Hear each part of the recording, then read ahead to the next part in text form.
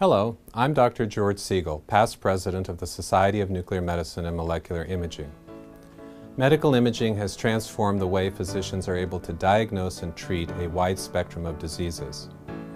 From X-ray to ultrasound, CT and MRI to nuclear medicine and molecular imaging, we've come a long way, but now we can go even farther.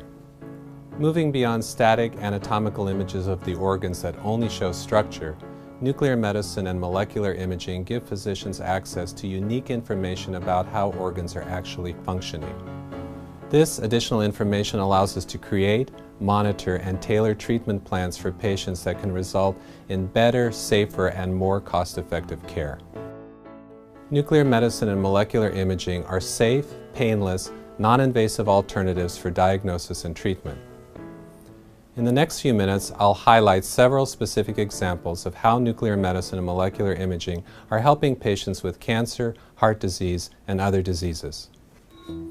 For a patient with cancer, a positron emission tomography scan, or PET scan, is invaluable to help stage and assess treatment. With an anatomical scan such as this one, we can only see that a mass is present in the body. However, with a PET scan, we can tell whether the cancer within the mass is growing, shrinking, or even eradicated. This is critical information for treating a patient. In fact, a recent study from the National Oncologic PET Registry shows that 37% of physicians change their treatment plans as a result of PET scans, eliminating ineffective, costly, and perhaps painful treatment.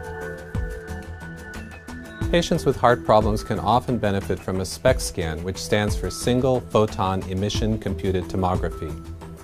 Tests such as coronary arteriography are able to show where there are blockages in the blood vessels. A SPECT scan, however, can examine how effectively the patient's blood is reaching the heart, a valuable tool for assessing the risk for heart attack. Many times, a SPECT scan can provide useful information about the appropriateness of coronary artery bypass surgery and whether surgery is needed.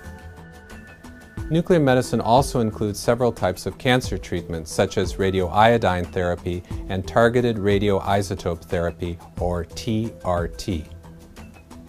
TRT is an extremely effective way to treat specific types of lymphomas, providing targeted treatment that affects only the cancer cells without harming surrounding tissues and often leading to long-term remission. This extremely targeted technique is now being investigated for use with other types of cancer. With nuclear medicine and molecular imaging, we can tell within weeks rather than months whether a treatment is working.